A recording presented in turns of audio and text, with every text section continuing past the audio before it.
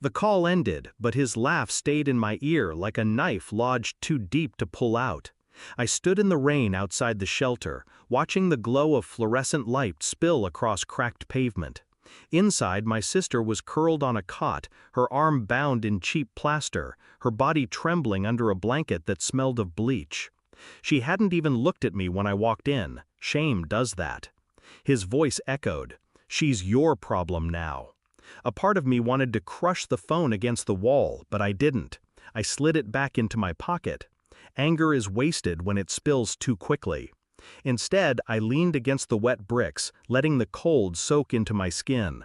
The rain didn't matter. The ache in my chest didn't matter. What mattered was how calm I felt. Because men who laugh like that, men who run while others bleed, they leave trails. And I followed trails through darker places than this.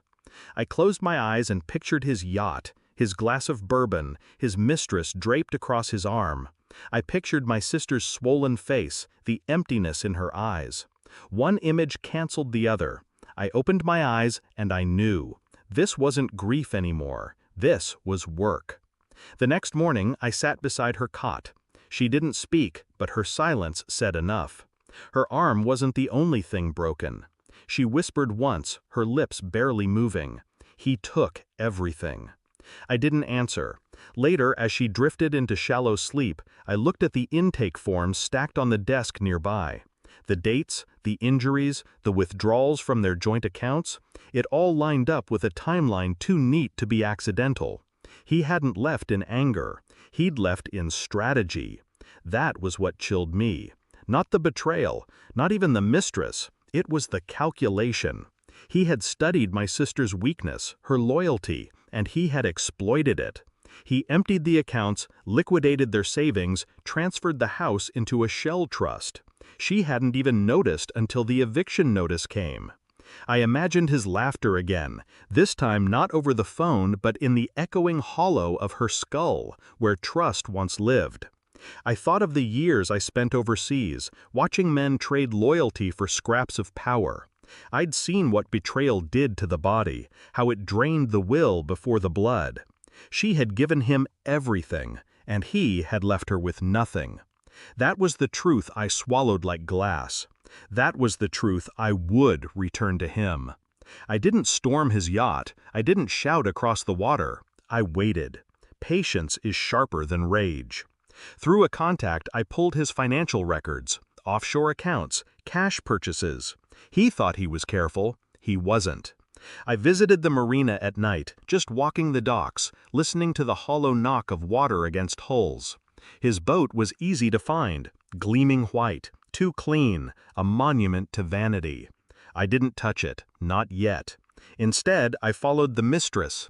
She wasn't hard to track. Luxury stores, hair salons, restaurants where the wine list cost more than rent.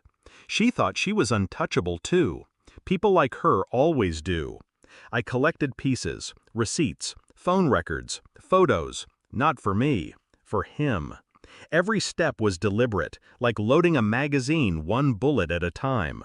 By the time I was done, I had a file thick enough to choke him, and I was ready to hand it over. I waited for him on the dock. He spotted me before I spoke. His grin faltered just slightly, like he'd seen a ghost. Maybe he had. I held the folder in my hand. I didn't wave it. I didn't need to. "Thought you'd be too busy playing hero," he sneered, but the edge in his voice betrayed him. I said nothing. I just handed him the folder. He flipped it open, expecting nothing. Then his face shifted, first annoyance, then disbelief, then panic. Every receipt, every offshore transfer, every proof of his betrayal laid out in order, a mirror too sharp to look into. He looked up at me, waiting for anger, for accusation. All he found was silence. That was worse. I leaned closer, my voice steady, flat. "You didn't just break her. You built the fire and left her inside it. Now every lawyer in this state will know your name, every creditor, every investor. You're already finished. You just don't feel the flames yet." His mouth opened, but no words came. His mistress shifted nervously beside him, her eyes darting between us. She knew. I straightened. She doesn't have to chase you. I already caught you. And I turned, leaving him with the file still trembling in his hands. Behind me, his voice cracked, calling after me, but it was useless. His world had already collapsed inward. I'd simply let him see it. Back at the shelter, my sister stirred when I sat down. "Did you talk to him?" she asked.